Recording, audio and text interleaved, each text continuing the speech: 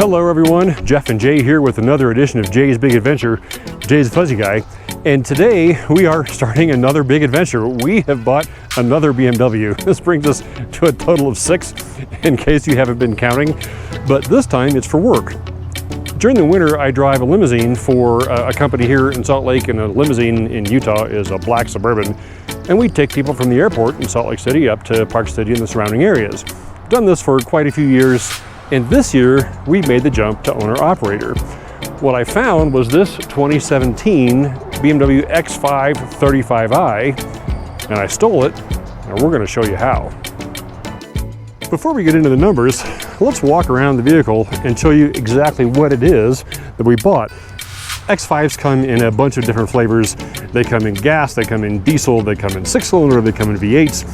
They all have their own set of advantages and disadvantages, and so we just kind of picked the middle of the road. This is the X-Drive 35i, which in BMW speak means the X means it's all-wheel drive, which we have to have here in Utah, and the 35i is BMW's 3-liter twin-turbo inline-6 that they've built since for a lot of years. Let's go back and figure out exactly when the first one came out, but it has been a while, maybe 2007.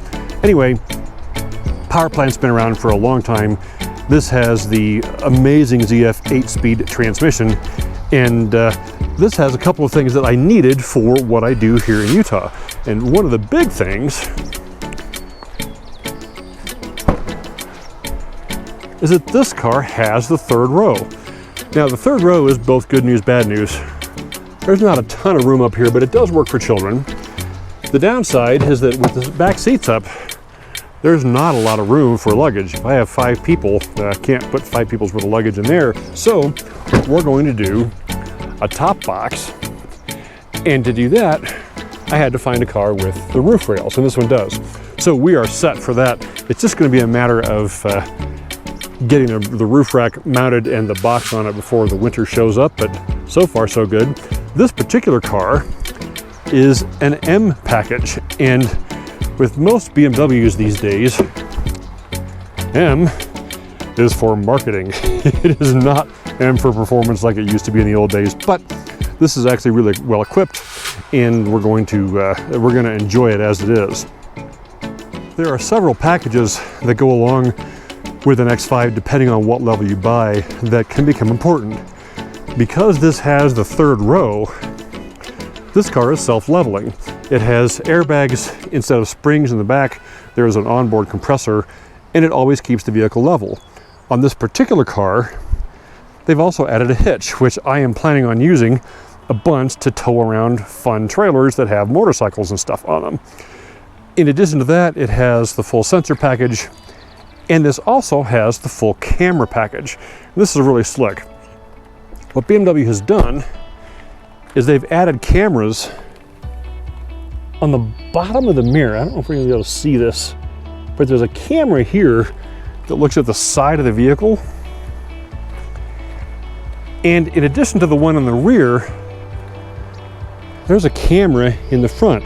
So if you're looking for an X5, these are some of the things that are important to figure out, because they were expensive options, and the guys that are selling it may not understand how well equipped this vehicle is. This has the 19-inch sport wheels. It has the sport package on it, so it's got a stiffer suspension, the tires and wheels, and also shift paddles on the steering wheel. So I can shift up and down either using the center console like you do normally using the shift lever, but I've also got plus and minus buttons here, which is really nice. It's a smaller steering wheel, and those sorts of things add a lot of value to the vehicle.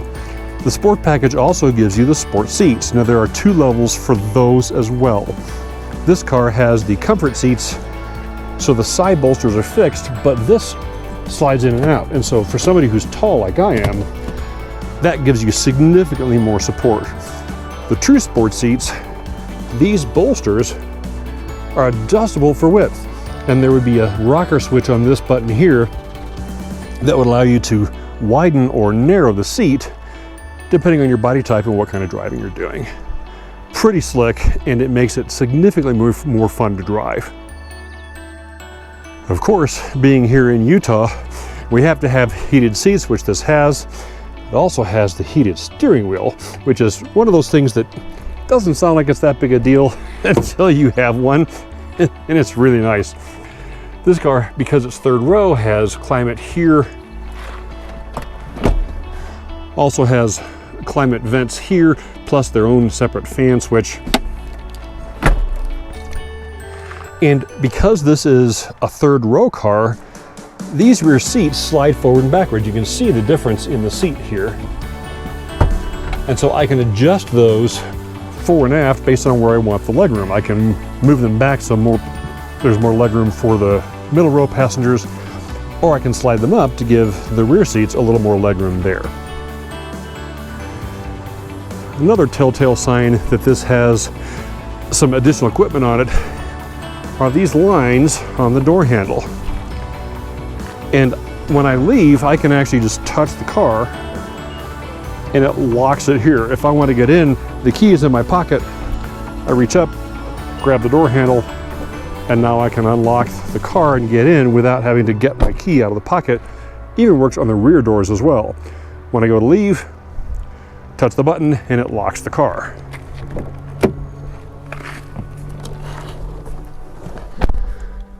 Of course, most modern BMWs now have push start, which is nice. It goes through its normal check routine, makes sure that everything is up and running. And this has a really nice navigation screen. It can be split up if I want to have something else here, and you can do radio station, car information, gas mileage, all kinds of stuff.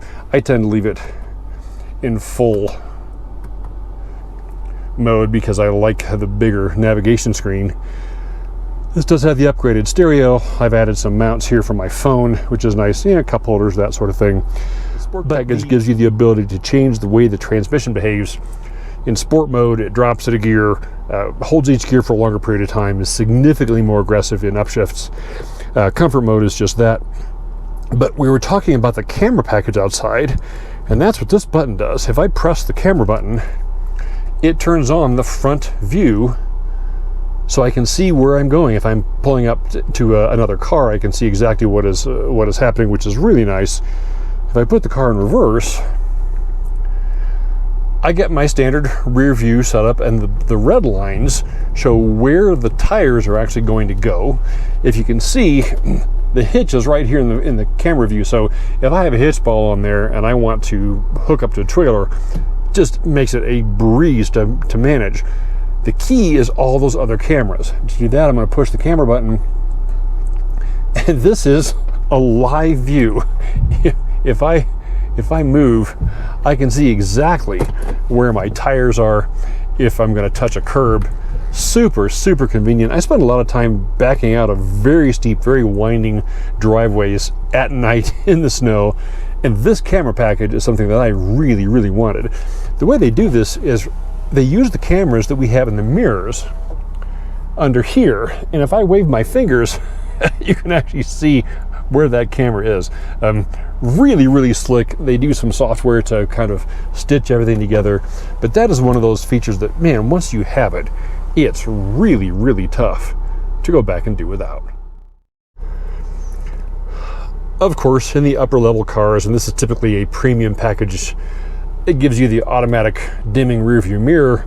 I've got my 3 buttons here for programmable garage door openers, and of course, one of the best sunroofs on the planet. I just love the sunroof. The front panel slides up and back. The back panel is fixed, but it's glass. And all of a sudden, we have one of the best seats in the house. You can close the roof. And here in Salt Lake, it's been 100 degrees lately. If it's too warm, I can just close the sunshade and block out all that heat. So that is it for this episode. It's just a quick overview of what we bought, and now comes the fun part. We're going to start modifying it. We're going to do the roof rack, the top box. I'm probably going to do some additional performance software to increase the power. We spend a lot of time between 8,000 and 10,000 feet here, so we're going to up the power a bit. We're going to use some Dynon software that gives us, I think, 50 or 60 more horsepower and almost 80 more pound-feet of torque, and that's going to be a good time. So stay tuned. Please like, please share, please subscribe. We'll have a bunch more content out soon.